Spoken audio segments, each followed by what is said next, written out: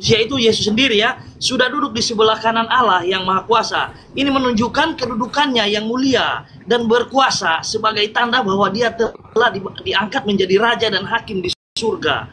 Jadi meski secara fisik Yesus belum naik ke surga, dia sudah memegang otoritas ilahi dari Allah.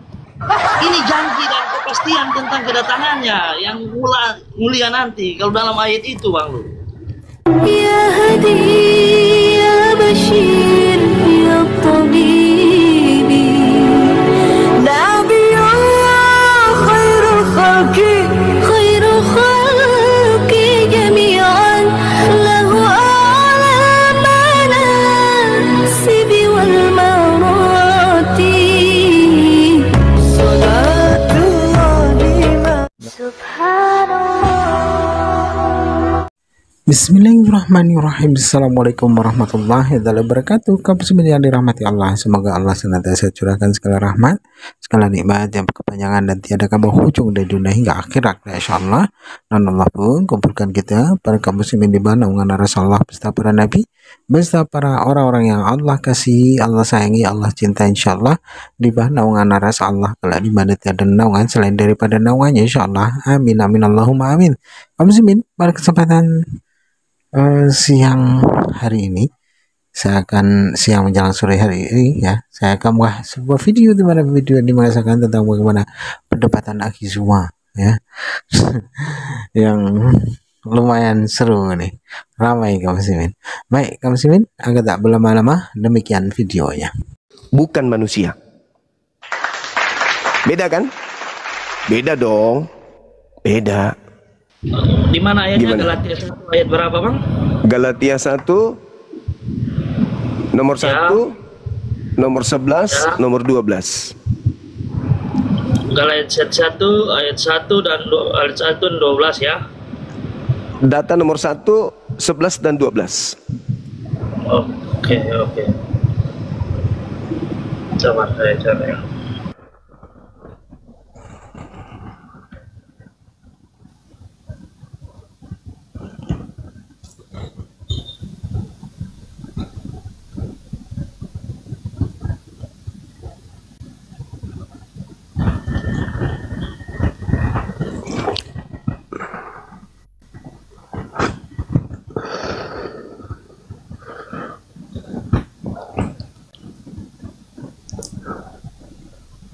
Juanda Rukmini, teman dari Lombok, ada di YouTube.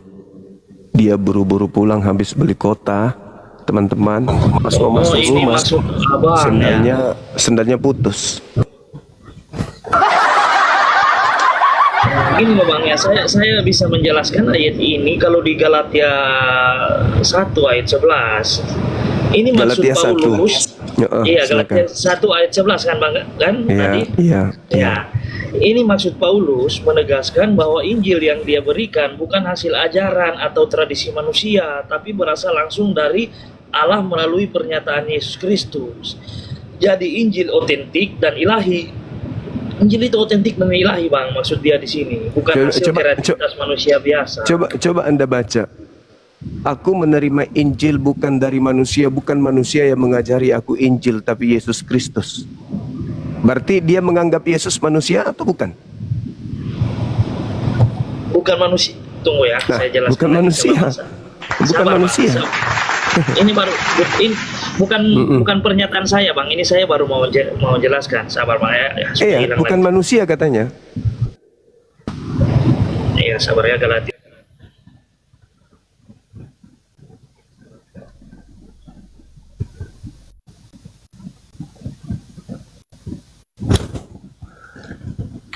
Suara di YouTube aman kan ya?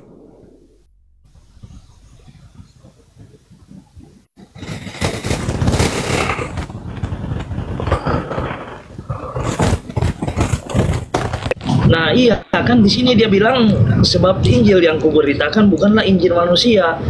Iya, memang bukan manusia itu maksudnya, bukan manusianya itu yang bukan Yesusnya itu yang memberitahukan dia sebagai manusia itu, Bang lo.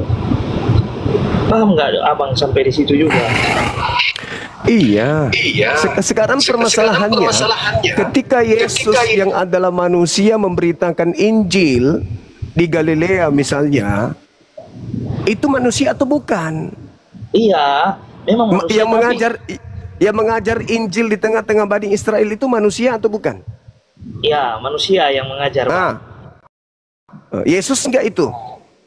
Yesus. Nah, sekarang yang datang kepada Paulus mengajarkan Injil manusia atau bukan? Ya, manusia. Inilah Anda. Oke. Anda dengar kata Iya. Yesus. Dengar kata Yesus. Waspadalah kepada Ya. penyesat yang datang kepadamu. Kalau tidak waspada, penyesat itu akan menyesatkan kamu. Ini sekarang yang Anda lakukan mau ngapain? Anda mengatakan Paulus mengaku manusia padahal di situ tertulis bukan manusia. Terbukti kan ucapan Yesus, kalau Anda percaya kepada penyesat, Anda disesatkan. Anda sekarang sudah sesat nih. Tertulis di situ bukan manusia, Anda katakan manusia. Benar kan nasihat Yesus? Terbukti kan? Nah, makanya saya mau menjelaskan sama Abang, maksud Paulus dalam kalimat itu, dia itu menegaskan bahwa Injil yang dia beritakan bukan hasil ajaran atau tradisi manusia. Manusia dari tadi mana? ini bukan, Tapi tapi siapa? berasal langsung dari Allah melalui pernyataan Yesus Kristus. Sekarang saya kasih tahu dulu sama Abang. Kan Coba di mana tertulis dari Allah melalui Yesus? Nah, emang Injil, sekarang saya tanya sama Abang. Sekarang saya tanya sama Abang dulu. Oh, gimana? Makasih, Bu. Abang Makasih, sepakat sahabat. nggak kalau Yesus itu adalah Allah, adalah Bapa? Setuju nggak? Itu Yesus yang adalah Allah, adalah iblis yang datang memakai nama Oke. Yesus. Oke. Waspadalah kepada penyesat yang datang kepadamu memakai namaku. Iblis itu ingin dituhankan. Lukas 4 nomor 7. Iblis ingin dituhankan. Yesus tidak mau Oke, dituhankan. saya tanggapi Bang saya. Silakan. Nah, gini loh. Jadi karena Abang, persepsi Abang dalam kekristenan kita itu dalam ketuhanan ini, Abang bilang bukan, ya makanya saya bilang wajarlah Abang berkata seperti itu. Sekarang Tetapi, di Bang, mana kalau kita Yesus? melihat Yohanes Di mana 14, Yesus mengatakan? Iya ini Bang. Oke, Ya. saya punya data Bang Jumaya, kita Ya. bisa buka di Yohanes 14. Oke. Di situ ayatnya yang ke-8 dan 9. Sebenarnya Ya. sih ayatnya dari ayat 1 sampai ayat 14 ya Bang Zuma ya. Cuman saya poinnya aja Bang, biar kita Silakan. tidak terlalu sana ya. Ini saya baca poinnya. Ayat 8, kata Filipus kepadanya, Tuhan, tunjukkanlah. Ya, sabar dulu Bang ya, antar dulu Bang.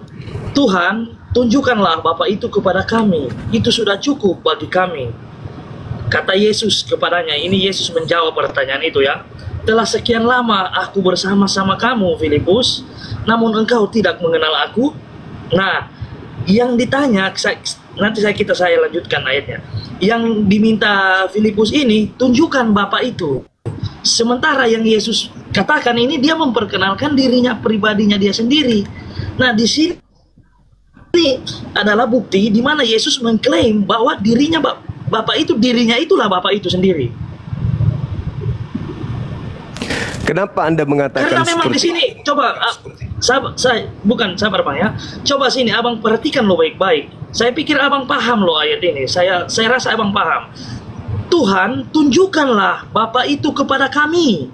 Itu sudah cukup bagi kami. Dan Yesus menanggapi ini. Yesus menjawab, katanya, telah sekian lama aku bersama-sama kamu, Filipus, namun engkau tidak mengenal aku.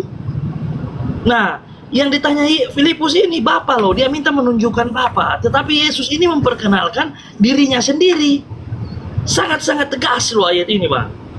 Boleh baca Makanya- Yohanes 5 nomor 37.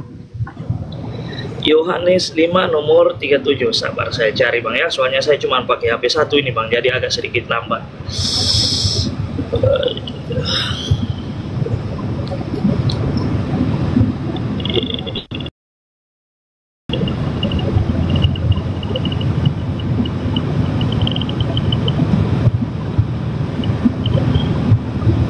Yohanes 5 ayat 37 ya Bang ya. Iya. Oke. Bapa yang mengutus aku, dialah yang bersaksi tentang aku. Kamu tidak mendengar suaranya, rupanya pun tidak pernah kamu lihat. Nah, ini dia menjelaskan tentang, menurut Abang tentang siapa sih? Pandangan abang bagaimana dalam ayat ini? Saya tanya dulu, Iya, Bang. itu kamu yang perlu jawab karena kau mengatakan siapa melihat aku melihat Bapa. Iya, maksud saya gini loh, kan Apa? abang suruh saya baca ayat ini. Iya, maksud Memang dalam Yesus di situ Bapa itu bisa dilihat gak? Iya, tidak, memang kan. Makanya saya mau bilang sama abang. Makanya memang Bapa tidak bisa dilihat. Saudara, kalau Yesus itu hidup di sekarang ini, di zaman sekarang, apa kata Yesus? Filipus, mulutmu itu longor, kau itu congor. Sudah sekian lama saya bersama dengan kamu, masih juga kau minta Bapak itu tunjukkan, sedangkan Bapak itu tidak bisa dilihat. Tidak bisa Bapak itu dilihat. Barang siapa yang melihat aku, sama seperti melihat Bapak. Kenapa? Karena aku melakukan pekerjaan sesuai dengan apa yang diperintahkan Bapak. Aku berkata-kata bukan dari diriku sendiri, tapi dari Bapa yang telah mengutus aku. Jadi siapa melihat aku sama melihat Bapa. Bukan berarti aku Bapa. Alamak. Masa Bapa jadi bayi? Masa Bapa jadi manusia? Masa Bapa jadi makhluk? Masa Bapa terbatas? Itu pemahamannya. Tapi saudara, kenapa Anda menganggap bahwa ucapan Yesus itu menandakan Yesus itu Tuhan? Kenapa? Karena Anda menganggap yang datang kepada Anda, yang mengajarkan Anda, membisikkan otak Anda, yang menutup hati Anda, yang membutakan mata Anda itu adalah Yesus anak Maria, bukan. Yang membawa Anda ke gereja hari Minggu itulah yang membuat Anda menganggap bahwa ucapan Yesus dalam Yohanes 14 itu adalah Tuhan.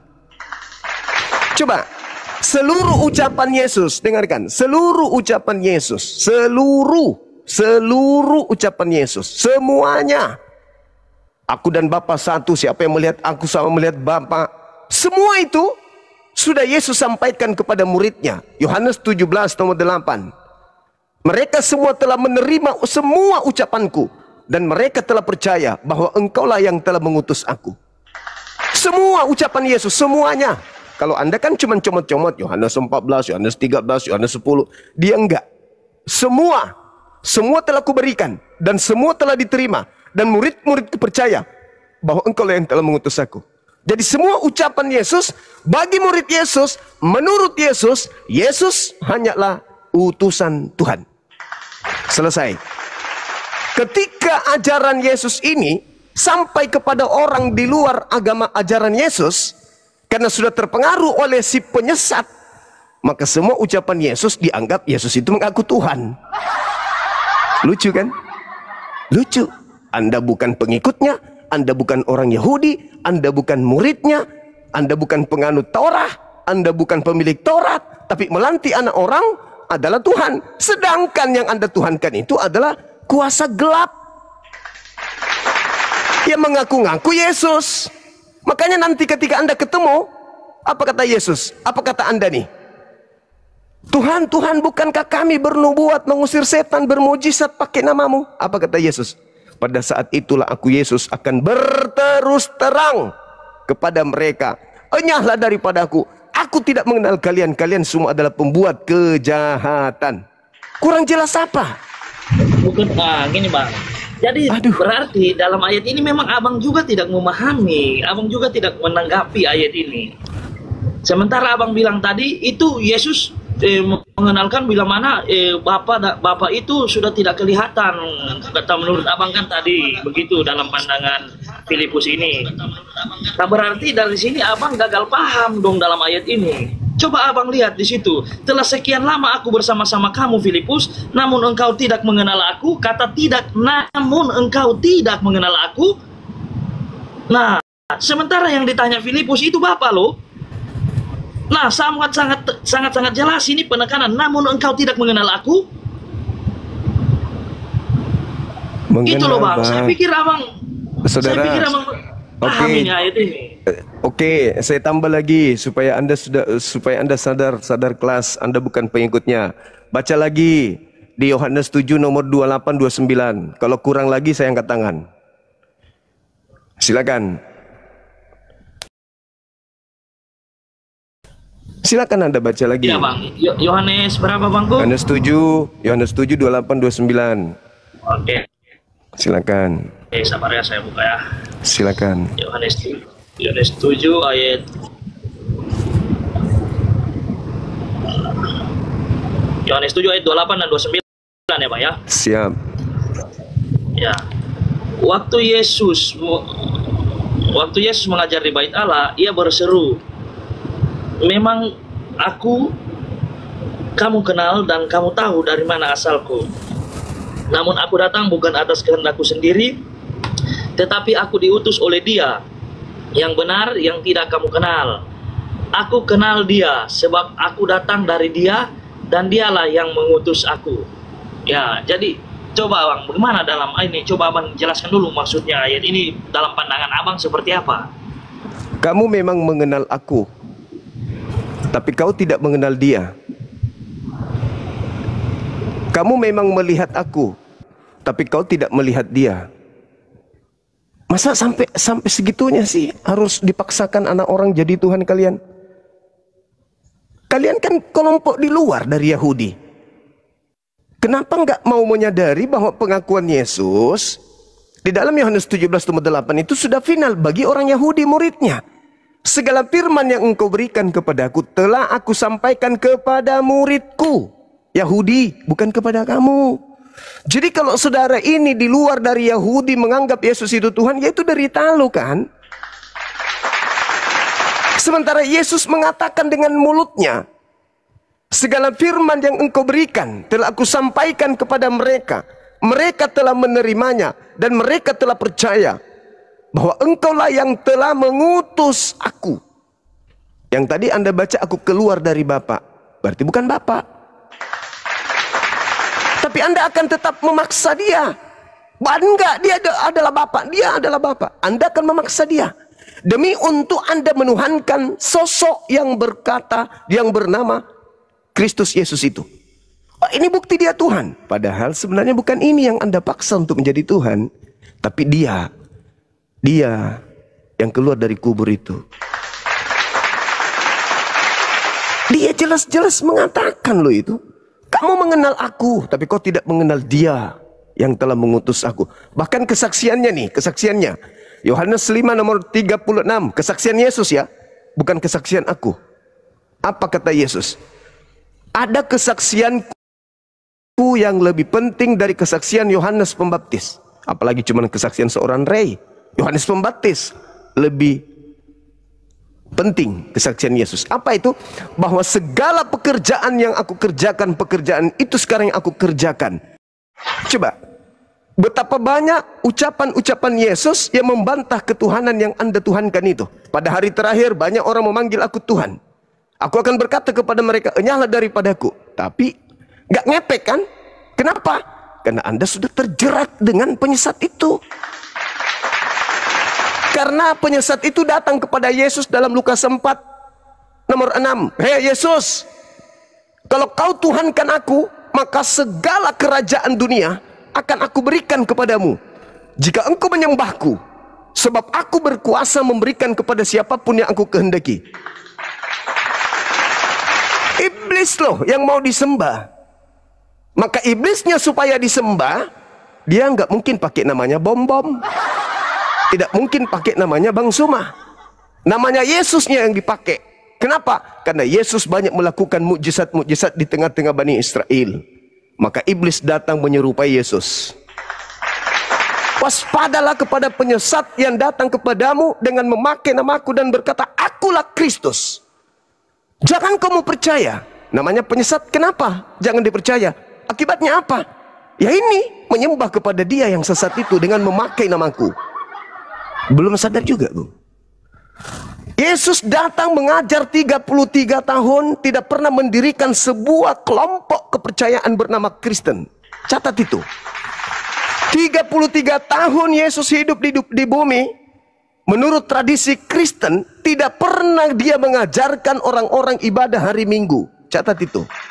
Tidak pernah dia mengajar orang-orang untuk makan babi. Catat itu. Tidak pernah dia mengajar orang untuk jangan bersunat. Catat itu. Tidak pernah selama dia penginjilan untuk menunjuk Paulus menjadi rasulnya. Catat itu. Tapi percuma Anda catat kalau masih juga percaya kepada penyesat. Kenapa Anda percaya? Karena yang dinasehati Yesus untuk jangan percaya hanya muridnya Bani Israel. Sementara ente bukan Bani Israel. Wajar kalau Anda percaya. Sekarang permasalahannya adalah, maukah Anda disesatkan sampai Anda masuk ke alam kubur? Atau Anda berhenti dari lingkaran sesat yang Yesus nubuatkan itu? Silakan.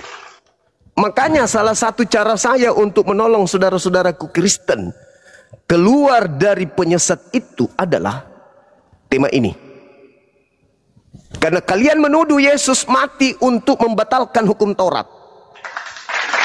Kristus telah menebus kita dari kutuk hukum Taurat dengan jalan menjadi kutuk karena kita. Sebab ada tertulis, sejak kapan Taurat itu untuk Kristen? Sampai-sampai Yesus harus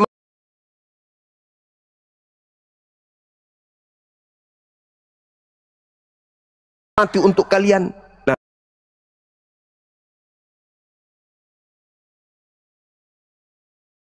Nah, dari situ aja. Penyesat memakai namanya. Kalau Yesus mengatakan seperti itu, iya percaya, tetapi menjadi pertanyaannya Sabar. Anda percaya kalau ada penyesat memakai nama Yesus? Siapa nama penyesat itu? Ketika menyatakan diri, Akulah. Ya, lanjut Pak. Enggak, aku tanya sama saudara. Siapa nama penyesat itu ketika dia memperkenalkan diri? Akulah. Saya tidak tahu siapa nama penyesat itu. Masa nggak tahu? Waspadalah kepada penyesat yang datang kepadamu dengan memakai namaku. Penyesat ini ketika datang kepada murid Yesus memperkenalkan diri dengan nama siapa? Akulah. Memakai nama Yesus, tetapi ada nggak di situ saya minta sama Abang, kalau memang itu ada nggak ayatnya yang detail tertulis? Ini penyesat ini yang namanya Yesus, karena Yesus ini ada dua. Ini Yesus yang pertama dan Yesus yang kedua. Ada nggak? No. Sekarang penyesat itu penyesat itu datang memperkenalkan diri dengan nama siapa? Itu aja dulu. Iya, oke. Siapa namanya? Nama Yesus. Dengan nama Yesus. Aku adalah Yesus dan berkata akulah Kristus. Berarti nama lengkapnya siapa? Kristus. Berarti kalau dia memperkenalkan namanya, akulah Yesus Kristus. Sabar. Siapa di muka bumi ini yang banyak menjadi pengikut Yesus Kristus di luar Yahudi? Bang, ini pertanyaannya sudah ke sana ke bumi. Abang, saudaraku, Yesus dia mengatakan akan menyesatkan banyak orang. Akan menyesatkan banyak orang. Pertanyaan saya, di dunia ini orang banyak yang mengaku pengikut Yesus Kristus di luar Yahudi itu apa nama kelompoknya? Orang Kristen. Tapi apakah orang Kristen mengikut Yesus yang penyesat itu? Yang Abang bilang tadi? Kalau bukan Kristen, sekarang saya tanya dulu sama Abang. Oke. Anggaplah bukan Kristen. Anggaplah bukan Kristen. Lalu mana? Dulu, Pak. Sabar, habis ini Anda. Lalu mana orang banyak yang menjadi pengikut? Siap, saya jawab ya. Ya. Kalau Abang bertanya seperti di mana, saya tidak bisa bilang, oh Kristen itu pengikut Yesus palsu, karena Yesus palsu itu bukanlah Yesus yang Abang kita maksudkan itu, Bang. Bukanlah Yesus menjadi imam kita. Sekarang saya tanya sama Abang. Saya tanya dulu sama Abang ya. Tadi kan Abang sudah bernarasi. Saya minta tolong Abang paparkan ayat yang tertulis di Alkitab bahwa ini ada Yesus palsu. Yang benar-benar ini saya Yesus satu. Saya Yesus yang pertama, ada Yesus yang kedua. Dan kalau saya ini Yesus yang pertama, kasih tahu kalian tidak boleh ini ya. Soalnya ada Yesus yang kedua, dan Yesus yang kedua itu datang. Oh, ini saya Yesus yang kedua, saya Yesus palsu nih. Ada nggak di Alkitab saya? Oke, tertulis saya tunjukkan. Saya tunjukkan. Ya, Anda baca ya. Yesus palsu ya, Yesus palsu ya. Ya, silakan, Pak. Oke. Anda baca Lukas 22 nomor 69.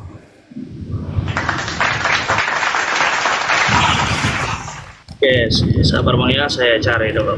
Silakan.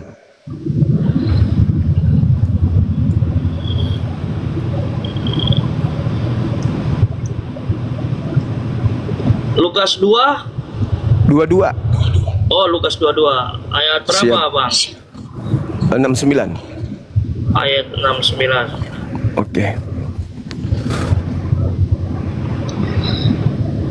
Mulai sekarang anak manusia sudah duduk di sebelah kanan Allah.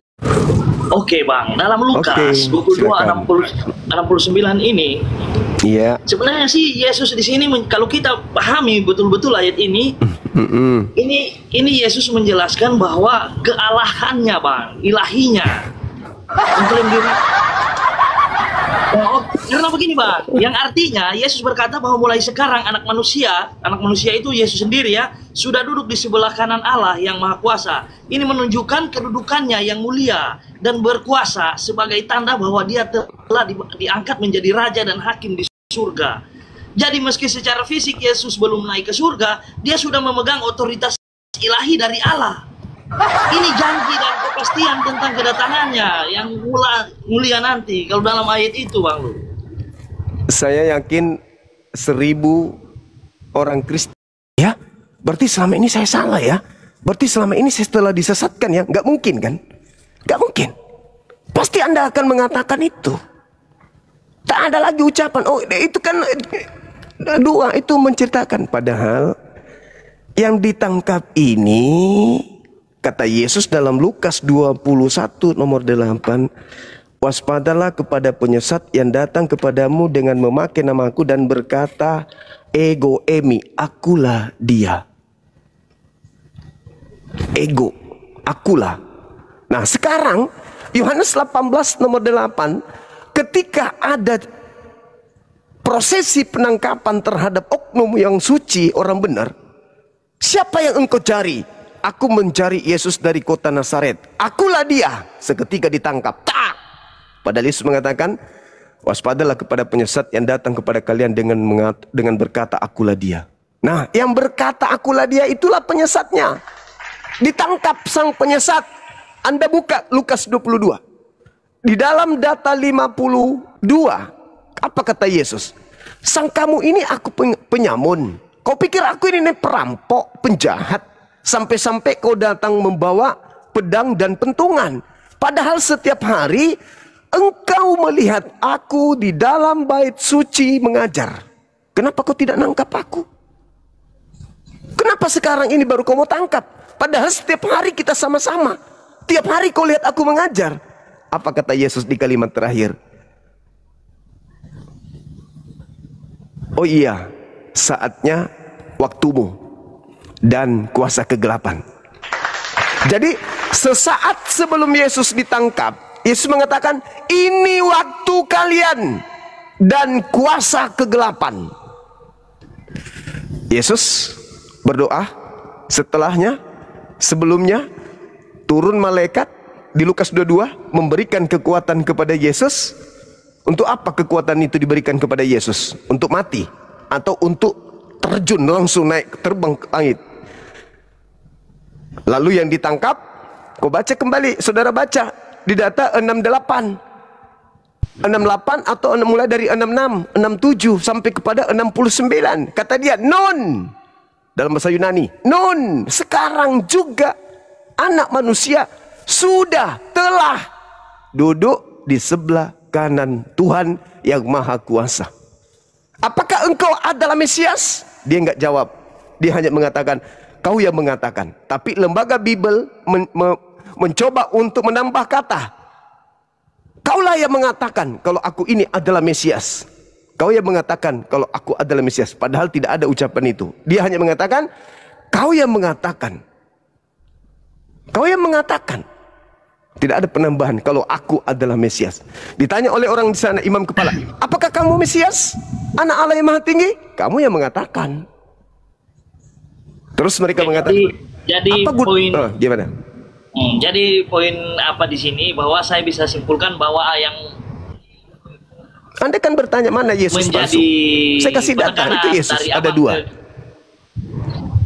Iya Bang, ya saya sudah apa ya. Ntar ya saya tanggapi. Berarti saya bisa bilang bahwa memang yang abang ingin menunjukkan bahwa kita menurut abang yang disembah Kristen itu adalah Kristen palsu. Ternyata itu tidak selaras dengan apa yang tidak selaras dengan apa yang kami imani. Karena yang kami imani adalah Yesus yang menjadi jalan kebenaran dan hidup. Itu Bang, bagi kami orang Kristen. Itu ucapan Yesus, akulah jalan, akulah kebenaran, akulah hidup. Itu ucapan untuk siapa? Untuk Ya, orang karena- Kristen atau itu untuk ucapan siapa? Untuk orang Yahudi atau untuk Kristen? Nah, siapa lagi kalau bukan untuk pengikut Kristus, Bang? Nah, itu ucapan Anda itu karena Anda mau memaksakan si penguasa gelap ini duduk seperti Yesus. Saya ulang lagi. Pernahkah Yesus berkata dirinya untuk di luar Yahudi? Pernah nggak? Pernah nggak dia mengatakan bahwa aku diutus untuk orang-orang di luar Yahudi? Pernah nggak? Iya, oke, tidak pernah. Ah, Tetapi, tidak Bang, pernah. Berarti bukankah dia setiap pernah sabar. berkata begini, Bang? Sabar. Bukankah dia Berarti pernah berkata bahwa sampaikanlah Injil ini sampai ke seluruh dunia? saudaraku, itu ucapan Yesus yang palsu. Nah, itu kan, Abang ini loh, berarti dari tadi narasi kita ini, Saudara. Abang ini memaksakan Yesus yang kita sembah ini untuk menjadi Yesus yang palsu. Makanya Iya, itu, iya, iya, saya iya, bisa iya, simpulkan iya. bahwa pandangan Iya, kita iya. itu memang sangat Oke. berbeda, Bang. Oke, baik. Ya. Saya kasih bukti.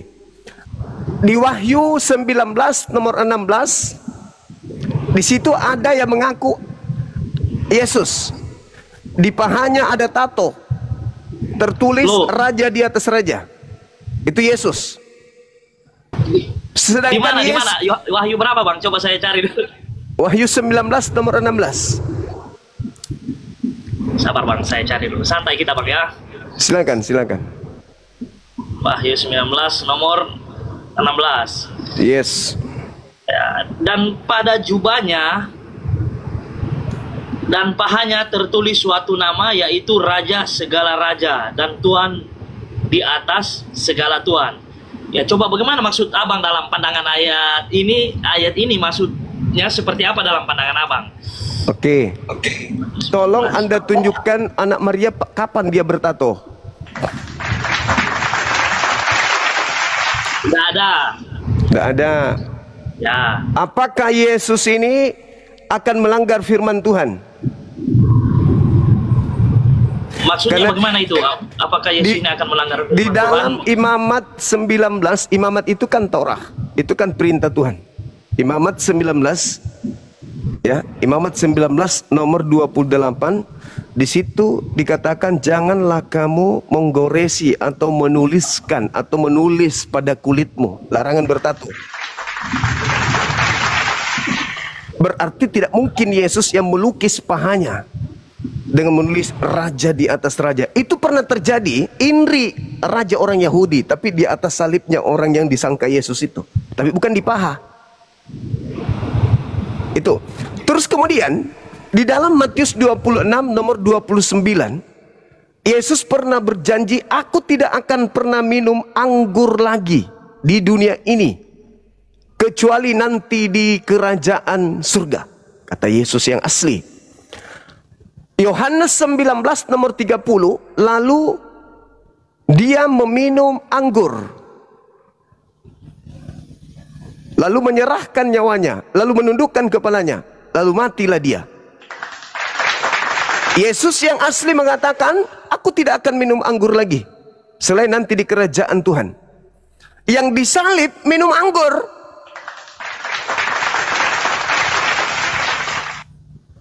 Jadi ada beberapa bukti yang saya berikan kepada saudara bahwa mulai yang disidang yang tadi yang mengatakan sekarang anak manusia sudah ada duduk di sebelah kanan Tuhan yang Maha Kuasa. Itu bukti. Terus mengatakan Yesus setelah ditangkap beberapa detik sebelum ditangkap, siapa yang kau cari? Aku mencari Yesus dari kota Nazaret. Akulah dia. Satu, ditangkap dia, digiring.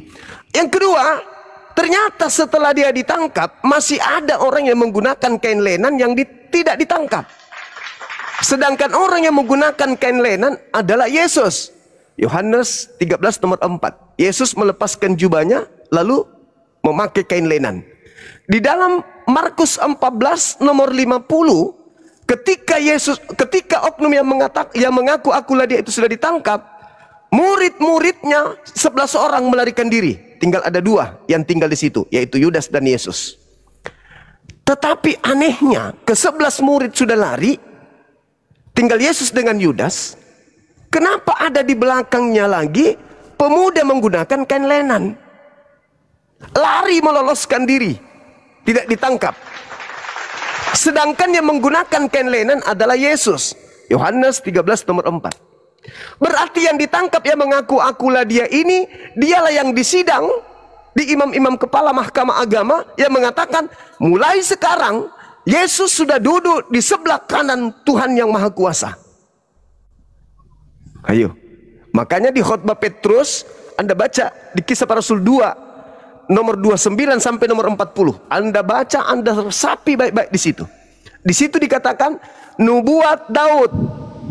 Dia Kisah Para bernubuat. Rasul berapa, Pak? Kisah Para Rasul Kisah Para berapa Rasul tadi? 2. Kisah Para Rasul 2. Kata mereka, kata Petrus, nubuat Daud bahwa Tuhan akan membangkitkan seorang Mesias di tengah-tengah Bani Israel. Jasadnya tidak mengalami kematian dan tidak ditinggal di alam kubur. Ayo. Ayat berapa, Pak? Melainkan Ayat berapa? 29, 30, 31, 33 sampai nomor 40. Jadi ada dua Yesus. Kata Petrus, Daud sudah menubuatkan, kuburan Daud masih ada di tengah-tengah kita. Dia yang menubuatkan akan datang Mesias. Jasadnya tidak ditinggalkan di alam maut. Jasadnya tidak mengalami binasa, tidak mati. Nomor 33, dia akan diangkat oleh tangan kanan Tuhan ke atas. Malaikat maksudnya. Nomor 36-nya, jadi Yesus yang kau salibkan itu, sudah menunjuk kepada Yesus yang anda tadi katakan, yang Anda sembah. Jadi Yesus yang kau salibkan ini, orang-orang Israel harus tahu Tuhan telah menjadikan dia sebagai Tuhan dan Kristus untuk angkatan jahat.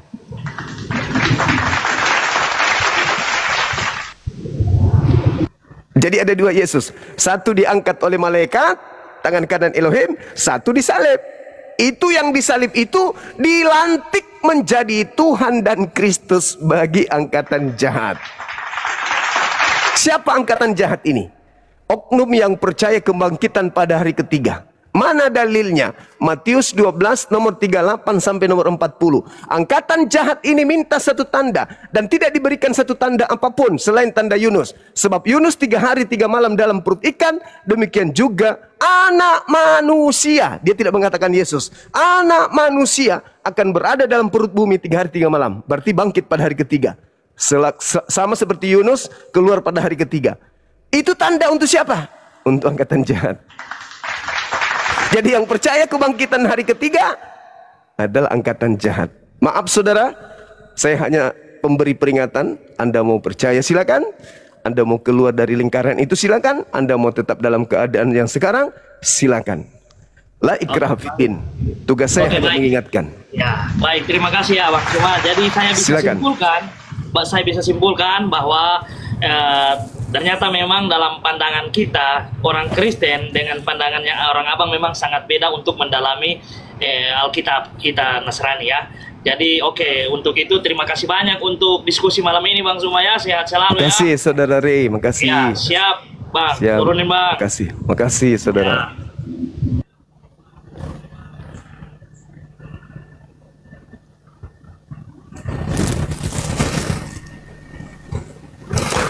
Oke teman-teman, ada lagi?